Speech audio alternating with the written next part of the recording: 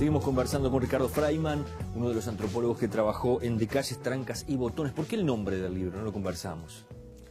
El título alude un poco indirectamente al método etnográfico, es el método de la antropología social, ¿no? ¿Por qué? Porque uno siempre intenta comprender al otro, y en esa comprensión las categorías con las que comprende el mundo, las categorías lingüísticas con las que comprende el mundo, son necesarias para poder entenderlo al otro, evidentemente. Compartirlas es necesario. Las calles evidentemente aluden Tienen sus jergas y sus formas de comunicación. Por supuesto. Las calles aluden no solamente a las circunstancias de calle, sino a los proyectos y programas calle, tanto del Ministerio de Desarrollo Social como del INAU, que se relacionan con muchos de los gurises que están en situación de calle. Las trancas son los centros de detención, ¿sí? Así le llaman a los centros de detención los gurises, ¿no? Lo que es la Colonia Berro, Desafío, y los botones es la policía, ¿sí? También se refieren ellos a la policía. De algún modo el título que quiere sintetizar es esa intención de comprender estas alteridades, de comprender estas poblaciones. Un poco tú planteabas que nosotros no intentábamos cuantificar esto. Sí partimos de los datos estadísticos que hay, pero evidentemente para comprender estas poblaciones uno requiere de generar un vínculo de confianza, de ir y visitarlos, de generar instancias de observación participante, donde de algún modo uno comparta esa cotidianidad, nomás no sea con el intercambio de la palabra, con compartir una Coca-Cola, y estar un rato con ellos y ver cómo se desenvuelven a diario, ¿no? Si tuvieras que definir o contarnos a quienes nos están viendo, a nosotros aquí en el estudio, sobre cuáles son las causas, por qué esos jóvenes, esos adolescentes hoy los encontramos. Ustedes hicieron un trabajo que apuntó básicamente a Ciudad Vieja, Centro y la zona del Cordón. ¿Por qué están allí? Bueno, nosotros vimos que, en términos generales, ¿no?, el centro tenía una modalidad distinta a la Ciudad Vieja, ¿no? Nos encontramos que en el centro teníamos sobre todo jóvenes mayores de 18 años, es decir, poquitos adolescentes y sobre todo jóvenes en situación de calle. Entre estos jóvenes, el consumo abusivo de pasta base era una moneda corriente, ¿no? O sea, muchos de ellos terminan en una situación de calle por el consumo, ¿no?, de esta sustancia que los va llevando a romperse vínculos familiares, a quemar en los barrios, como ellos mismos plantean. Quemar quiere decir que terminan robando a la familia o robando a los vecinos. Haciendo alguna macana, claro, con algún vecino, con las propias familias, y teniendo que salir del barrio, digamos. Ellos muchas veces aluden a estas circunstancias. También nosotros vimos trayectorias que se inician un poco en algunos de esos testimonios se planteaba, ¿no?, que se inician a partir de la violencia doméstica. Otra cuestión que requiere también un vínculo de confianza es que cuenten cómo llegaron a esa situación. Sí. Había un muchacho ahí que decía, bueno, me separé y terminé en la calle, y uno se hace una batería de preguntas, claro, ¿no? Cuando se genera ese vínculo, las trayectorias, muchas comienzan con circunstancias de violencia doméstica, con amparos judiciales, con hogares de amparo de INAU.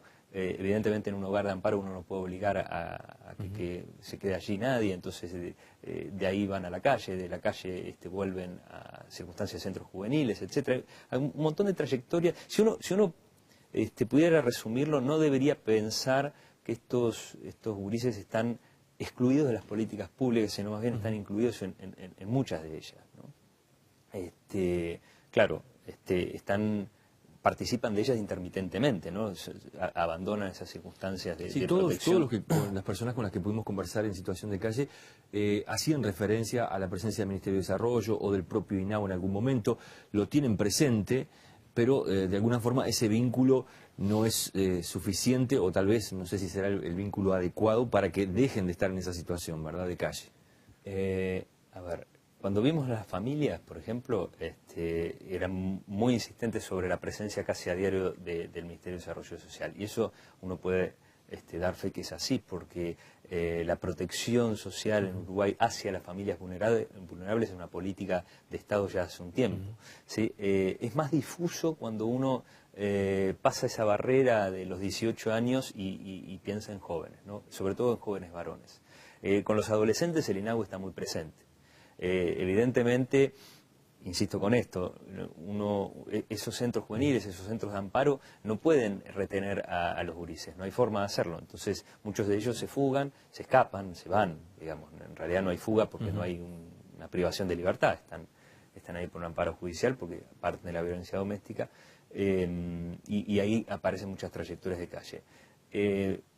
Insisto, en el centro nosotros vimos sobre todo jóvenes, y jóvenes con consumo abusivo de pasta base. En la ciudad vieja, por el contrario, nos encontramos con niños, ¿sí? Niños que si bien no vivían en calle, digamos, eran parte de la fuente de subsistencia de su familia. También pudimos observar ese fenómeno. De repente viven en pensiones de la ciudad vieja, hacinados con mucha gente, pero durante el día no están con su familia, están pidiendo básicamente y vuelven a la noche.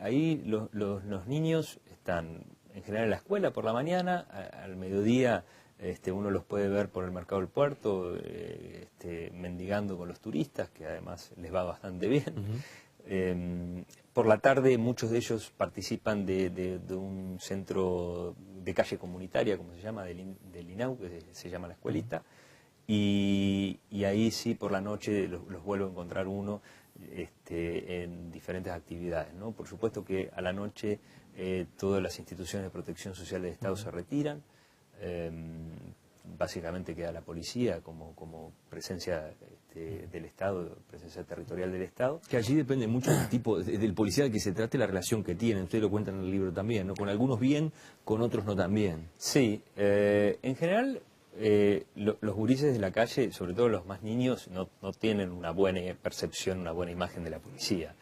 Pero ciertamente un trato es el que tienen con la policía comunitaria, ¿sí? Que muchas veces funciona como un gran articulador en territorio, o sea, porque justamente como alarga su presencia en el territorio, cubre a veces funciones que uno podría a priori asignar a un centro educativo, claro, o a la municipalidad, ¿no? A la intendencia, etcétera.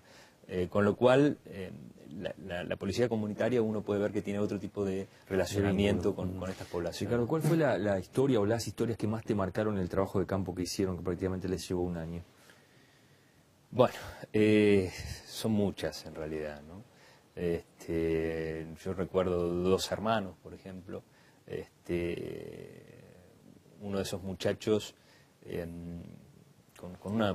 con un fuerte sentimiento de protección hacia el otro, que era más joven, más jovencito, y que los dos consumidores de pasta base, este más jovencito 2x3 se mandaba alguna macana según el hermano mayor, y uno veía como ese hermano mayor ya le habían ofrecido algunos comerciantes trabajo, porque él se mostraba muy disciplinado, hacía meses que no consumía, ya todo el mundo lo conocía por cuidar los coches, y realmente muchos vecinos le querían dar una mano, y él no se iba de esa esquina porque sabía que si él se iba, el hermano iba a terminar haciendo cualquier macana y vaya a saber cómo terminaba, y se tironeaban todo el tiempo entre ellos cuando uno estaba ahí, pero veía como esa responsabilidad, esa fuerte solidaridad del hermano mayor sobre el menor, y cómo esto, porque lo que hay que entender es que las circunstancias de calle son de mucha vulneración y de mucha peligrosidad para esas poblaciones, ¿no? Cómo esto los ponía en riesgo a ambos. Y también historias conmovedoras hay muchísimas, ¿no? Porque realmente la vulneración impacta en estas poblaciones. Puede ser conmovedor a veces que estos vecinos que se acercan, ¿no? a dar una mano, estos gurises que a veces uno los entiende desde una sensibilidad de clase, ¿no? Es decir, ¿qué hace un niño teniendo que sostener a su familia, ¿no? Porque la niñez, entendida, por ejemplo, desde las clases medias o entendida desde una lógica de derechos del niño y del adolescente, es una etapa de dependencia y de escolarización.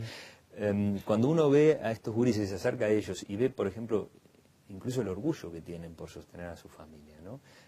También es conmovedor, y sobre todo porque sabe que cuando estos gurises pegan el estirón, cuando ya la gente no accede a darles la moneda, como ellos mismos dicen, con facilidad, comienzan etapas difíciles que pueden incluso terminar en trayectorias delictivas, haciendo mula, pasta base, en fin, o de consumo y de mucho deterioro, ¿no? Esto lo hemos visto también.